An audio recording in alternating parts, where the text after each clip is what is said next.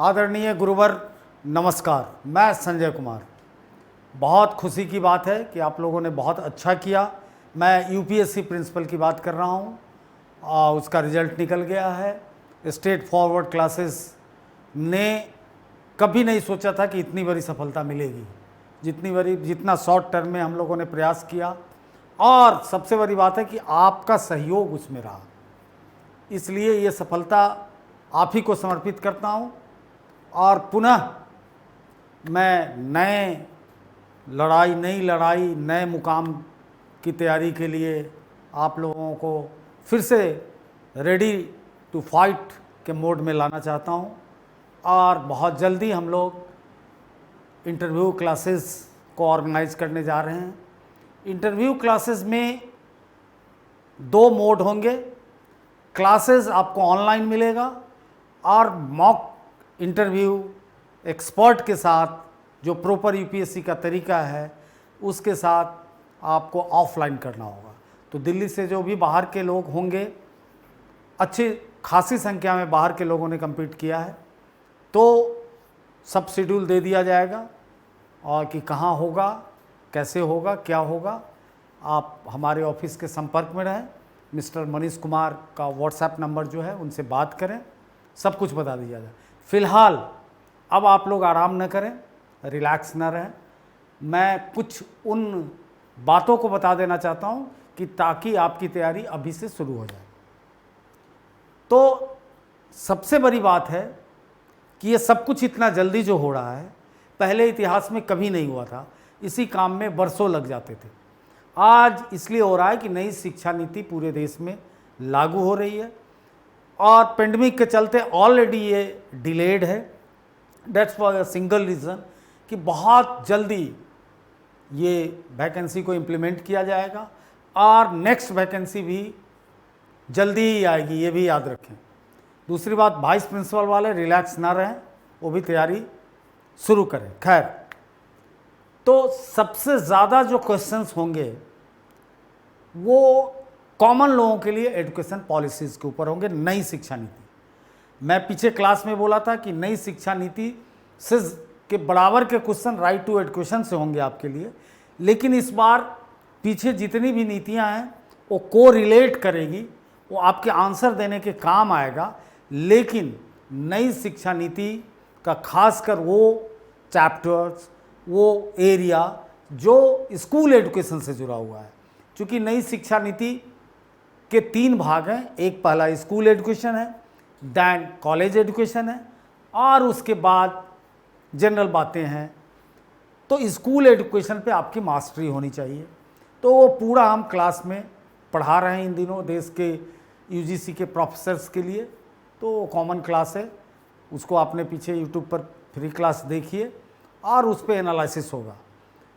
और फिर आपके बायोडेटाज के ऊपर हम लोग एक कॉमन क्लास ऑर्गेनाइज करूंगा, मैं लूँगा।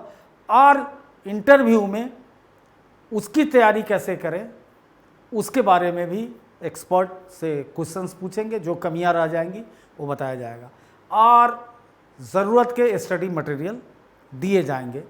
जैसे जो सबके लिए रिलेवेंस है कि न्यू एजुकेशन पॉलिसी 2020 को पढ़िए और उसको को रिलेट कीजिए कि ये क्या इसमें डिफरेंसेस है कि दूसरे एजुकेशन पॉलिसी से ये तीसरी मुकम्मल हॉलिस्टिक, ये तीसरी एजुकेशन कंप्लीट पॉलिसीज़ है। बिफोर डैट एक सिंगल पॉलिसी आई थी, जो फर्स्ट पॉलिसी है वो हायर एजुकेशन की है, डॉक्टर राधाकृष्णन आयोग, आज़ादी के साथ ही 1948 में 48-49। देन सेकेंडरी एजुकेशन के लिए आई थी मुदलियार आयोग, वो 50s में आई थी। उसके बाद 1986 में तीसरी आयोग की बात हुई। ये 2 अलग हैं।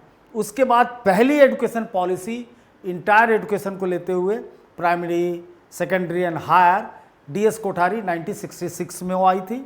देन सेकेंड जो आई 1986 में, वो द्वितीय या दूसरा या सेकेंड एजुकेशन पॉलिसी। उसके ठीक बहुत सच ए लॉन्ग गैप 34 ईयर्स के बाद ये कस्तूरी रंगन आयोग की अध्यक्षता में नई शिक्षा नीति 2020 आई है।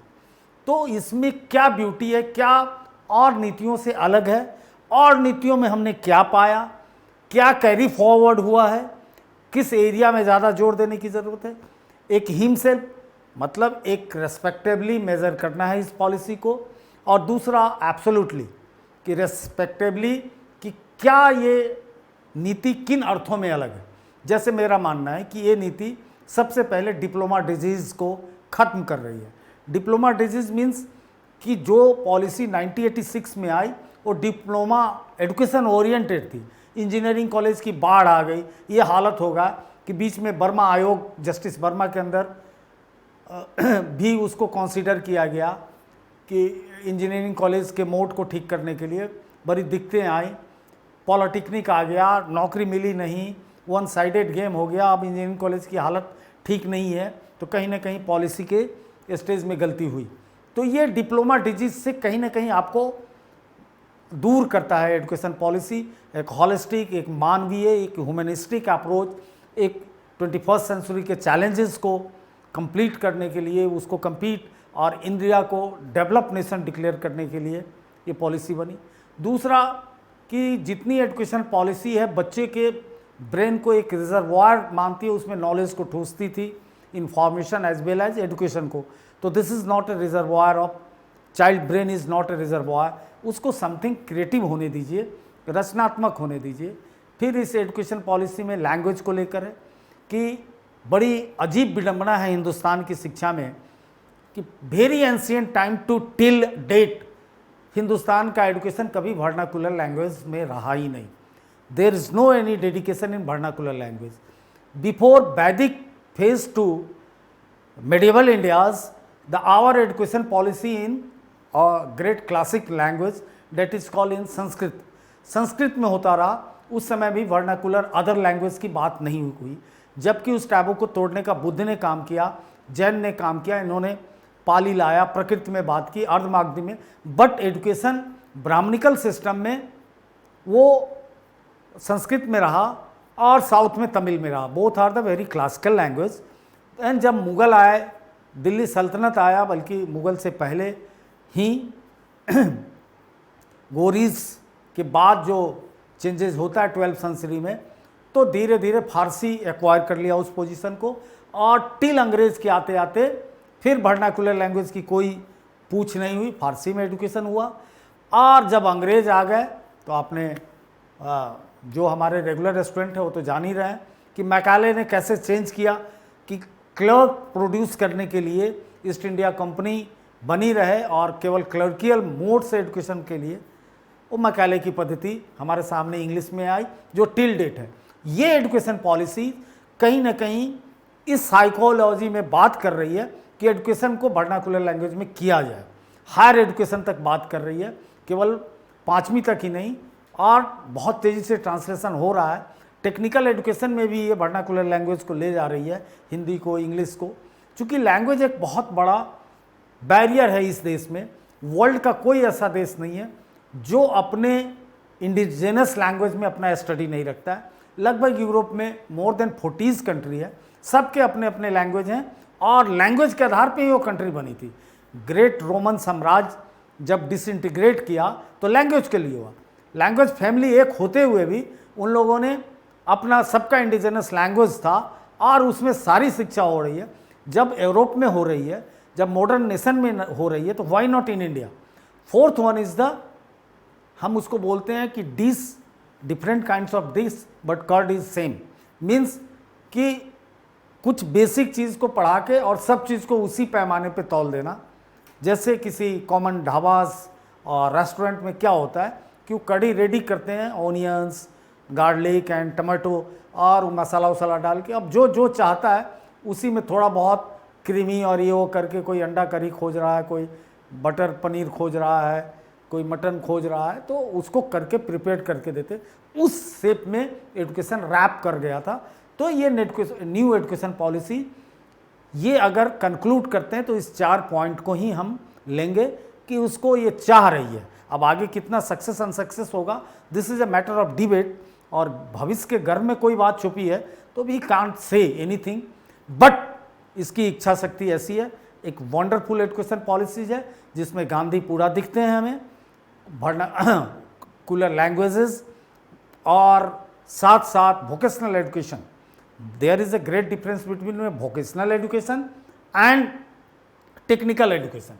चूँकि वोकेशनल एजुकेशन 6 क्लास से इंट्रोड्यूस होने जा रहा है और वही परंपरा आ रही है जिसकी गांधी वर्धा एजुकेशन में बात करते हैं जाकिर हुसैन के अंदर कमीशन बना के। तो this is a great achievement कि डिफरेंट काइंड्स ऑफ और लिबरेट हो चुका है। आज जिसको जिसमें इंटरेस्ट है, किसी बच्चे को म्यूजिक में है, योगा में है, खेल कूद में है, कबड्डी में है, खो खो में है, हिस्ट्री में है, पॉल साइंस में, इकोनॉमिक्स में, एनीथिंग जहाँ है उसी से वो जीवन जी सकता है, उसी से वो करियर बना सकता है। क्योंकि हर चीज़ के ओलंपियाड आज हो रहे हैं, तो ये इसकी ब्यूटी देखते हैं। तो इस मतलब पूरा क्रिटिकली आपको बता दिया जाएगा कि कोई भी एक्सपर्ट इंडिया का आपको एजुकेशन पॉलिसी में घेर नहीं पाएगा। एक मेजर चीज़ है, कैरी एंड फॉरवर्ड हो रहा है अंग्रेज़ के ज़माने से ही, और ख़ासकर जब कोठारी आयोग ने बहुत ही फोर्सफुली कहा था कि 6% ऑफ द जीडीपी एजुकेशन को देना चाहिए, जो नाउ दिस आयोग is also shouting for 6% of the GDP. तो एक बहुत बड़ा क्वेश्चन है कि बार बार कहने के बाद भी नहीं मिला, तो क्या आज उम्मीद हम करें कि मिल जाएगा? और क्या आज जो 6% भी जीडीपी है, क्या वो एजुकेशन के लिए इतने बड़े देश में अगर जिस क्वालिटी के एजुकेशन की बात आज हम कर रहे हैं, क्या हाउ इट पॉसिबल कि विदाउट ये 8 to 10% जीडीपी के पॉसिबल नहीं है जितनी बड़ी बात की जा रही है। क्या ये पॉसिबल है कि जिस देश में 90% लोगों को सही एजुकेशन नहीं मिल पा रहा है, क्वालिटी एजुकेशन नहीं मिल पा रहा है, मैं नहीं कर रहा हूँ, हायर एजुकेशन में NAC का रिपोर्ट है, मिनिस्ट्री ऑफ HRD का, कि नहीं अप टू मार्क है। जो दिल्ली यूनिवर्सिटी का एजुकेशन है, क्या वो एजुकेशन आप किसी इंटीरियर के यूनिवर्सिटी में मिल रही है? तो ये सोचने वाली बातें हैं। तो इन सब के ऊपर वो क्रिटिकली आपको बताया जाएगा क्या क्या चेंजेस हुआ है। पहली बार एजुकेशन एज ग्रुप 3rd से शुरू होता है और 3rd से 5 तक का एजुकेशन को बिल्कुल early child care and education को बिल्कुल अलग रखा गया है। इस सिस्टम से बाहर उसके टीचर्स की साइकोलॉजी अलग होगी, उसकी ट्रेनिंग अलग होगी, वो कहीं ना कहीं आया माँ की तरह काम करेगी, मिडवाइफ की तरह काम करेगी, मिड मदर की तरह काम करेगी कि एक एक जगह बच्चों को संभालेगी। चूँकि साइकोलॉजिस्टों का प्रोक्लेम डैट कि 85% ब्रेन का डेवलपमेंट टिल 5 ईयर हो चुका होता है, तो 15% रेस्ट ईयर्स में होंगे, तो 15 साल तक बच्चा क्या सीखता है? तो वहाँ पे इमर्ज करता है इमोशनल इंटेलिजेंस, जो जिसने 2090s में early letter on the 20th century Peter Salovey एक बहुत बड़े साइकोलॉजिस्ट हैं नाउ, तो उन्होंने इमोशनल इंटेलिजेंस को एंट्री दी थी कि emotional quotient is more powerful the intelligence quotient. बुद्धि लब्धि से संवेदात्मक लब्धि बड़ी चीज़ है और उसी से मनुष्य के व्यक्तित्व का निर्माण होता है, पर्सनालिटी का। और कहीं ना कहीं ये एजुकेशन पॉलिसी IQ की जगह EQ की ओर ले जाता है, इसलिए बहुत ज़रूरी है। उस पर पूरा डिटेल क्लास होगा। उसके बाद सपोज डैट कि हम 2 ऐसे ही XY करके 2 नाम मैं ले रहा हूँ, जैसे एक बायोडाटा मैं देख रहा हूँ कि किसी श्वेता कुमारी का आ गया, एक देख रहा हूँ किसी विनय शंकर का आ गया। श्वेता के बायोडाटा में मैं जैसे देख रहा हूँ कि श्वेता फिलहाल दिल्ली सरकार में PGT है इकोनॉमिक्स की, TGT इंग्लिश की रही है। अब एक्सपर्ट के सामने सबसे पहला क्वेश्चन जनरली पूछने का ट्रेंड इन दिनों सब जगह है कि अपने बारे में कुछ बताइए। तो क्या बताएंगे? मेरा नाम ये है, मैं फलाने स्कूल में हूँ, फलाने विषय की शिक्षिका हूँ। अब क्या क्या उसके साथ इन्वॉल्व हो गया, वो एक तो उसका जेंडर पता चला फिजिकली देखने से, वो जेंडर के भाव से हाव भाव से उसका पर्सनालिटी पता चला। उसके बाद वो शिक्षक बनने जा रही है, फैशन शो में नहीं आई हुई है, तो उसके ड्रेस मायने रखेंगे, उसके मेकअप मायने रखेंगे कि ये बच्चों के बीच जा रही है और ये प्रिंसिपल बनने जा रही है। जहाँ टीनेजर बच्चे होंगे, जहाँ पे इमोशनल इंटेलिजेंस कहता है कि पीक पे सेक्सुअलिटी होगी बच्चे की, 17, 16, 17, 18 का होगा, तो बहुत बड़ा एक उस ढंग का भी अट्रैक्शन क्रिएट वहाँ होता है। इसको आपको मान के चलना होगा। ऐसे कई हादसे हुए हैं और इस पे फिल्म आज नहीं, राज कपूर ने ही बनाया था, मेरा नाम जोकर। उस फिल्म को कभी देखिए आप, कि ह्यूमन साइकोलॉजी को, वही पीटर सलावे का कंसर्न है। तो आपको ऐसे बच्चों को भी डील करना है तो सबसे पहले आपको ड्रेसअप कैसा होना होगा। सेकेंड थिंग कि आपकी ज्योग्राफी इन्वॉल्व होती है कि आप फलाने जगह टीचर हैं। हो सकता है कि कोई आदमी लाल किले के इलाके में टीचर है, कोई आदमी कुतुब मीनार के इलाके में टीचर है, तो एक पूरी ज्योग्राफी उसके साथ जुड़ जाती है, एक पूरी संस्कृति जुड़ जाती है। वहाँ से कुछ सवाल आएंगे। फिर पीजीटी और टीजीटी रहे हैं इंग्लिश के, बहुत बड़ा सवाल है कि आखिर इंग्लिश सरकारी स्कूलों में इंग्लिश में इम्प्रूवमेंट के लिए आप क्या करेंगे। आपको प्रिंसिपल बना रहा हूँ और यूपीएससी बना रहा है, आप क्या करेंगे। तो आपके पास जवाब होना चाहिए, जो स्टूडियो टाइप जवाब नहीं होना चाहिए कि आप दिस कर देंगे डैट कर देंगे। नहीं, क्या प्रॉब्लम है। अगर मुझसे कोई इंटरव्यू में पूछता है तो सबसे बड़ी इंग्लिश के साथ जो प्रॉब्लम है कि डे वन से वो बोझ बन जा रहा है। क्यों बोझ बन जा रहा है, तो जिस सोशियो इकोनॉमिक ग्रुप से वो बच्चा आ रहा है गवर्नमेंट स्कूल में, उस सोशियो इकोनॉमिक ग्रुप में इंग्लिश का कोई कल्चर नहीं है। अगर है भी शब्द तो हर कोई हिंदुस्तान में 20% इंग्लिश का शब्द बोलता है, लेकिन प्रोनाउंसिएशन गलत है, यूसेस गलत है। तो कभी भी इंग्लिश को ट्रांसलेट करके आप नहीं सिखा सकते। तो क्या आपके पास है कि बच्चों को इंग्लिश में कुछ सोच के करने दीजिए। जैसे ही वो सोचेगा तो क्रिएटिविटी उसकी आएगी और उस क्रिएटिविटी में अपने तंग उसके बटुए में, उसके दिमाग में जितने शब्द होंगे उसको वो यूज करेगा। तीसरी बात ये जान जाइए कि लैंग्वेज यूज में नेटिव लैंग्वेज की क्यों बात की जाती है या वर्नाकुलर लैंग्वेज की, क्योंकि उसमें ग्रामेटिकल मिस्टेक कोई नहीं करता है। कोई बच्चा ये नहीं कहेगा कि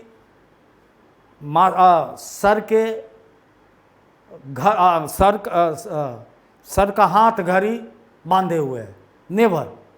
ये ब्यूटी बहुत बड़ी बात है। किसने इस चीज़ को डिक्लेयर किया था कि कोई भी बच्चा किसी ढंग का ग्रामेटिकल मिस्टेक नहीं करता जब वो बोलने लगता है। तो किसने इस बात को किया, तो हमारे ज़माने का सबसे बड़ा जो आज भी 96 ईयर जिंदा हैं, नेम चेम्स्की, लैंग्वेज के मास्टर। वो उन्होंने बोला कि हर बच्चा लैंग्वेज एक्विजिशन डिवाइस LAD लेकर पैदा लेता है। तो काहे नहीं गलती करता, इंग्लिश में क्यों कर रहा है। भार्ब की समस्या क्यों आ रही है। जनरली इंग्लिश में टेंस की समस्या सबसे ज़्यादा आती है, क्योंकि टेंस ही ऐसा चीज़ है जो इंग्लिश को ईजिली डिकोड कर देता है। एटलीस्ट आप जान जाते हैं कि what happen, when happen, where happen, 3 चीज़ें ज़रूरी है। तो व्हेन हैपन में बच्चे फंसते हैं, वो वहीं पे फंसते हैं। तो आप अगर वो हिंदी में गलती नहीं कर रहा है और उसके अंदर असीम ऊर्जा है, तो यूसेस के थ्रू, बहुत छोटे छोटे वाक्य विन्यास के थ्रू एक कल्चर डेवलप करके, एक गेम डेवलप करके इंग्लिश का, एक क्विज डेवलप करके इंग्लिश का, एक छोटे छोटे सेंटेंस 3 वर्ड्स का, एक सिंपल जिसमें एक नाउन हो, जिसमें एक वर्ब हो और जिसमें एक टेंस इन्वॉल्व हो, 3-4 का बना के उसको कुछ खिलाना, कुछ पीरियड में कुछ ऐसा करना कि वो सोचने लगे इंग्लिश में, वो बार बार सोचे कि भाई किसी भी भाषा के लिए ज़रूरी चीज़ क्या है। तो ये अगर तो क्रिएटिव हो जाएगा, उसको आप रटाते कितना भी जाएंगे तो नहीं होगा। फिर देखता हूँ कि श्वेता के बायोडाटा में लिखा हुआ है MA और PGT इकोनॉमिक्स का। अब बड़ा सवाल उठता है कि नई शिक्षा नीति में बहुत चीज़ ऐसा है कि इकोनॉमिक्स से जुड़ा हुआ। सिंपल सा है, एक क्लासिकल थ्योरी है इकोनॉमिक्स की कि economics is a science of bread and water. अब उसको कैसे आप एजुकेशन में ढूंढते हैं, कैसे बताते हैं कि इनफैक्ट पूरा एजुकेशन ही एक इकोनॉमिक्स का पार्ट है। चूँकि एजुकेशन कहीं ना कहीं मेजरली डेवलपिंग नेशन के लिए, at least like India and south Asia's all country, bread he butter है। दशमलव में भी लोग ऐसे नहीं हैं कि जिनके लिए एजुकेशन ब्रेड बटर नहीं है। मेरे अपने करियर में मात्र एक आदमी मिला, मेरा दोस्त जोरावर दौलत सिंह, जिसके लिए एजुकेशन कभी ब्रेड बटर नहीं था। उसके पेरेंट्स ने केवल इसलिए पढ़ाया कि पढ़ना ज़रूरी है, पढ़ो, पीएचडी किया लंदन से, आज भी पढ़ता है बस। तो ब्रेड एंड बटर है, चूँकि इकोनॉमी का रीढ़ है वो किसी भी घर का, खासकर मेल चाइल्ड।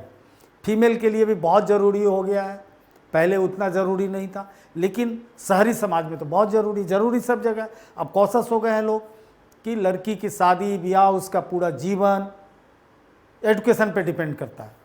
तो बिल्कुल इकोनॉमिक्स से पूरे एजुकेशन पॉलिसी को डिफाइन किया जा सकता है, इकोनॉमिक्स के चश्मे से और इस वर्ड से कि economics is a science of bread butter, और उसको पूरे पॉलिसी, नई पॉलिसी में ढूंढा जा सकता है। ये पूरी पॉलिसी ब्रेड एंड बटर पर भी ही फोकस है। लास्ट में अगर हम इसको कंक्लूड करेंगे तो ब्रेड एंड बटर की ही तलाश में ये पूरा है, चूँकि ह्यूमन सिविलाइजेशन की पूरी कहानी ब्रेड एंड बटर के तलाश की है। अल्टीमेटली रॉक थॉट यही है, कोर थॉट यही है कि अंग्रेज भी यहाँ आए और तुर्क मुगल भी आए, हम आर्यन भी यहाँ आए तो केवल ब्रेड एंड बटर के लिए आए, जो डार्विन अपने सिद्धांत में कहता है कि डार्विन ने जो बात कही, जिससे कंक्लूड किया गया यूरोप के अदर्स स्कॉलर द्वारा कि सर्वाइवल फॉर फिटेस्ट, तो ब्रेड बटर की ही कहानी है। तो इतना बड़ा इकोनॉमिक्स से सवाल उठता है। अब विजय के बायोडाटा में मैं देख रहा हूँ कि विजय टीजीटी में बहाल हुए थे सोशल साइंस के और पीजीटी हिस्ट्री के हैं। अब बड़ा कॉमन सवाल उठता है कि व्हाई हिस्ट्री को क्यों पढ़ा जाए, क्यों नहीं इसको सिलेबस से हटा दिया जाए, क्या किसी आदमी को फ़ायदा हो सकता है हिस्ट्री से, मास को क्या फ़ायदा होगा, बहुत बड़ा एक सवाल बनता है। तो अब इसका कहीं भी सवाल का जवाब देने में आप अगर प्रोफेशनल नहीं हुए तो मारे जाएंगे गुलफाम, इसलिए गलती मत कीजिए, क्लास को ज्वाइन कीजिए। और हम क्या परोसने जा रहे हैं, तो पूरा आपके बायोडाटास का एनालिसिस कि आप इसी से एरिया में काम करो। देखो, कोचिंग का या मेरा मोटिव ये नहीं है कि मैं हूँ बहू आपसे क्या पूछा जाएगा ये बता दूँ। हम आपके दिमाग को उस एंगल से, उस ढंग से ट्यून कर देंगे कि आप मिसमैच नहीं करोगे एकदम से। यूपीएससी के धौलपुर हाउस में घुसने के बाद आपको कुछ भी नहीं लगेगा, जवाब दोगे और कम से कम अपने से सवाल उठने दोगे। इतना अपने आप को शुरू से ही समझदारी करोगे कि प्रश्न के अंदर प्रश्न ना उठे, नहीं तो फिर वो बहुत खतरनाक हो जाता है कि पहले मुर्गी की अंडा। डिबेट में जहाँ फंसे मारे जाओगे गुरु। कंक्लूजन में रहो, चूँकि जाना क्या करने, प्रॉब्लम सॉल्विंग करने आपको जाना है। तो प्रॉब्लम सॉल्वर को कभी भी किसी भी चीज़ में प्रॉब्लम क्रिएट नहीं करना चाहिए, डिसीजन मेकर आपको बनना है। तो इस दोनों bank of the two thought ही आपको चलना है। One is the problem solving attitude, second thing is the decision making. यही लाइफ है, इससे बाहर आज तक किसी का लाइफ कुछ नहीं है, चाहे वो रिक्शा वाला हो, चाहे वो अल्बर्ट आइंस्टीन रहा होगा। करना है दो ही काम है संसार में, प्रॉब्लम को कैसे कोई सॉल्व करता है, कितना पॉजिटिव होके करता है, डिसीजन कैसे लेता है। अब ये दोनों जिसका बैलेंस है वो आदमी जिंदाबाद है, लॉन्ग लिव है। जिंदाबाद का मतलब लॉन्ग लिव, क्रांति जिंदाबाद, तो मतलब दीर्घायु होगा।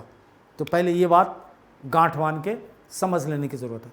और जो बेसिक चीज़ है, अब दिल्ली में नौकरी करनी, आउटसाइडर, दिल्ली के क्लाइमेट, कल्चर, दिल्ली के प्रॉब्लम, और सबसे बड़ा दिल्ली का प्रॉब्लम है जो अब स्टार्ट होने वाला है बहुत जल्दी, पॉल्यूशन, इन्वायरमेंट। पूरा वर्ल्ड इन्वायरमेंट से इतना ज़्यादा कंसर्न हो चुका है कि एक टीचर को सबसे बड़ी ड्यूटी दी जाएगी आने वाले बहुत जल्दी कि इन्वायरमेंटल फ्रेंडली कैसे अपने स्कूल को बनाए। इतना बड़ा संकट आने वाला है, चूँकि भूखमरी शुरू होगी, हो चुकी है। अभी आपके पाकिस्तान में देखे हैं कि मानसून से क्या कहर बचता है, पूरा बलूच प्रांत खत्म हो गया। बेंगलोर को देखिए, नॉर्थ इंडिया में बारिश नहीं हो रही है, धान के फसल का अनुमान एस्टिमेट कम आ रहा है, गेहूं का मार्केट हाई हो गया, पैदावार घट रहा है, अनाज में जो प्रॉपर ग्रोथ होना चाहिए ग्रोथ नहीं मिल रहा है।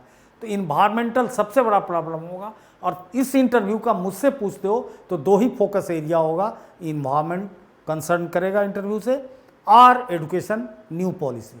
तो दिल्ली के में आने के लिए ये बहुत बड़ा सवाल है कि बार बार दिल्ली इतिहास में 7-7 बार राजधानी बनती है फिर उजड़ जाती है। कौन से ऐसे फैक्टर्स रहे? उसमें बहुत बड़ा फैक्टर इन्वायरमेंट रहा है कि बार बार उजड़ा है फिर न उजड़ जाए, ये हालत हो रही है दिल्ली की। तो चीज़ों को उस एंगल से आपको देखना होगा। दिल्ली में लाल किला है, दिल्ली में कुतुब मीनार है, दिल्ली में जामा मस्जिद है, इंडिया गेट है, अभी बहुत चीज़ें हैं। दिल्ली में इतनी ऐतिहासिकता है कि अपने आप में दिल्ली बहुत ही बोलता हुआ शहर है, तो इसको अच्छी तरह समझना होगा। तो सारी चीज़ों को समझने के लिए और स्टडी मटेरियल सब कुछ स्ट्रेट फॉरवर्ड देगा। उसके बाद मॉक टेस्ट हम 3 कराएंगे, हर पर प्रॉपर अटेंशन देके एक एक आदमी का। पहला मॉक टेस्ट 45 मिनट से घंटे भर का होगा। उसके बाद फिर सेकंड मॉक टेस्ट जो होगा सारे रेमेडीज को करके सजेशन देकर, फिर ज़रूरत पड़ेगी तो फिर उनको अलग से मैं पढ़ाऊँगा, अलग से उन पर ध्यान दूंगा। उसके बाद दूसरा मॉक टेस्ट जो होगा वो 20 से 25 मिनट का, तीसरा होगा 15 से 20 मिनट का। चूँकि यूपीएससी मोटा मोटी एवरेज 10 मिनट का आपसे लेने जा रही है इंटरव्यू। किसी का रेयर कुछ अच्छा ऐसा लग गया तो थोड़ा बढ़ जाता है, लेकिन 10 से 12 मिनट पे वो निपटाते चलते हैं। और ये जान जाइए कि सारी चीज़ें आपको नेचुरल बोलना है, आपके बॉडी लैंग्वेज को देखा जा रहा है। क्योंकि आपकी योग्यता नहीं परखने जा रहा है इंटरव्यू में। आप योग्य तो हो तब तो यहाँ आए हो, आप अनुभव थे तब आपने फॉर्म फिलअप किया, उसके एग्ज़ाम को क्लियर कर दिया, तो अब क्या बचा हुआ है? अब आपको जो चीज़ दिया जा रहा है, you are suitable for that, ये केवल देखना है कि आप उस लायक दुल्हा हो या दुल्हन हो कि नहीं, बस ये उसको चेक करना है। तो फिलहाल फीस रखा हूँ गुरुवर, चूँकि बहुत ही मैं कम से कम पैसे में चीज़ों को बताना स्ट्रेट फॉरवर्ड की खूबी है। This is my mission, not this is my profession. तो हमने 4,999 से शुरू करने जा रहा हूँ और इसका लास्ट लिमिट रखूँगा 9,999। जिन लोगों को एडमिशन लेना है ऑफिस में फ़ोन करें, ऐप के थ्रू एडमिशन होगा और ऑफिस से बात करें, और जिस ऐप से दिल्ली वाले ने पढ़ा था वही ऐप रहेगा। और एडमिशन जिनको लेना है कल से चालू कर दें, कभी भी 9,999 9,999 हो जाएगा। अभी 4,999 पे है, तो इसका फ़ायदा उठाइए, एडमिशन लीजिए, एक दूसरे को बताइए और इंटरेक्ट करें। हम लोग एक दूसरे के ज्ञान से शिक्षा भी ले सकते हैं, और जिस चीज़ की ज़रूरत होगी क्लास के लेवल पे मैं 24 आवर्स आपके साथ हूँ, और बहुत जल्दी सब कुछ होने वाला है। और साथ ही आप लोगों से एक फेवर मांगूंगा, जिन लोगों ने मेरे क्लास से पढ़ के यहाँ तक पहुँचे हैं, कि वाइस प्रिंसिपल के लिए भी लोगों को बताइए, उसका भी क्लास हम बहुत जल्दी शुरू करने जा रहे हैं। जय हिंद,